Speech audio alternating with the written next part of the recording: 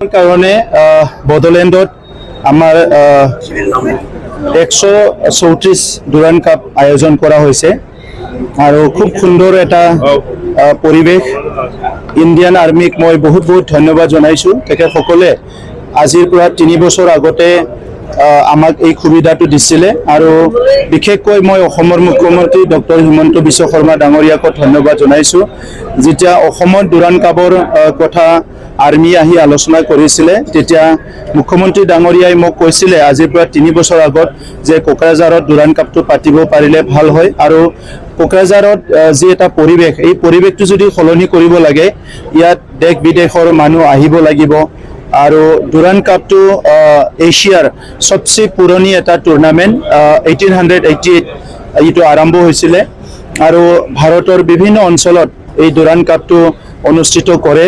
কিন্তু বড়োলেণ্ডৰ নিচিনা ঠাইত বা কোকৰাঝাৰৰ নিচিনা ঠাইত তেখেতসকলে যোৱা 3টা বছৰ কণ্টিনিউ আমাৰ তাত ডুৰাণ্ড কাপ আয়োজন কৰিছে।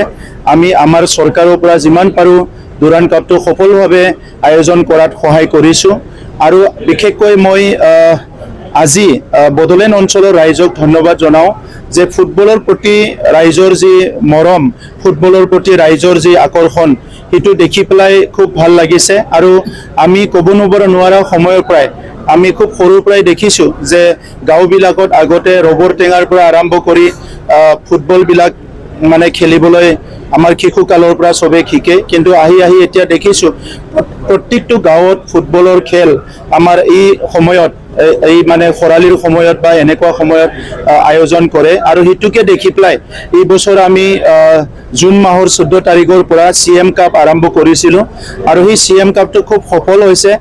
তাত আপোনালোকে চবে গম পাইছে যে 3760টা ক্লাব আৰু প্ৰায় 67,000 প্লেয়াৰ্ছ ইয়াত অংশগ্ৰহণ কৰিছে আৰু এই আমাৰ যি ফুটবলৰ দ্বাৰা আমাৰ যুৱ যুৱতীসকলক এটা নতুন দিশলৈ আগুৱাই নিয়া, তেখেতসকলৰ মনত এটা পজিটিভিটি, যিবিলাক নেগেটিভিটিটো দূৰ কৰি এটা পজিটিভিটি আনা আৰু স্পৰ্টিং যিটো এটা কালচাৰ বা স্পৰ্টিং স্পিৰিটটো তেখেত মাজত আনি তেখেতসকলক খেল জগতত মাত্ৰ নহয় শিক্ষা আৰু বেলেগ কামতো তেখেতসকলক এনকাৰেজ কৰাৰ এটা পৰিৱেশ গঢ়িবলৈ এই প্ৰয়াস কৰা হৈছে।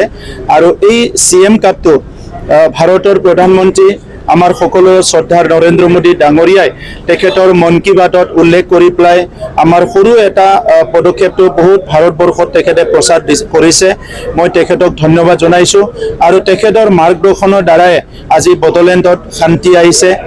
আমি এই শান্তি সদায় স্থায়ী হোৱাটো বিচাৰোঁ। আজি শান্তিৰ নগৰ কোকৰাঝাৰত 3য়বাৰৰ কাৰণে ডুৰাণ্ড কাপ অনুষ্ঠিত কৰিব পৰাটো এইটোকে কৈছে যে আমাৰ শান্তি স্থায়ীভাৱে আহি গ'ল আৰু অনাগত দিনতো আমি তেনেকুৱা নেশ্যনেল ইণ্টাৰনেশ্যনেল ইভেণ্টবিলাক বড়োলেণ্ডত অনুষ্ঠিত কৰিব লাগিব। তেতিয়াহে আমাৰ যুৱ যুৱতীসকলে এক্সপ'জাৰ পাব, তেখেতসকলে এনকাৰেজমেণ্ট পাব আৰু তেখেতসকলে এটা ভাল এটা পৰিৱেশ পাব য'ত তেখেতসকলে বিশ্ব জয় কৰাৰ এটা সপোন দেখিবলৈ পাৰিব। গতিকে 3rd ডুৰাণ্ড কাপটো আয়োজন কৰাত যিসকলে সহায় কৰিছে মই চবকে ধন্যবাদ জনাইছোঁ। আৰু আজি প্ৰথম দিনা মুকলি যিটো আমাৰ অনুষ্ঠান, ইয়াত ভূটানৰ ফৰ্মাৰ ডেপুটি প্ৰাইম মিনিষ্টাৰ ডাঙৰীয়া ইয়াত উপস্থিত আছে। আমাৰ ইণ্ডিয়ান ফুটবল টিমৰ কেপ্টেইন সুনীল ছেত্ৰী ডাঙৰীয়া আজি উপস্থিত আছে। আৰ্মিৰ আমাৰ কমাণ্ডাৰ আছে। বহুতখিনি অতিথি হিচাপে আমাৰ মন্ত্ৰী UG ব্ৰহ্ম ডাঙৰীয়া সকলো উপস্থিত আছে। গতিকে মই সকলোকে ধন্যবাদ জনাইছোঁ।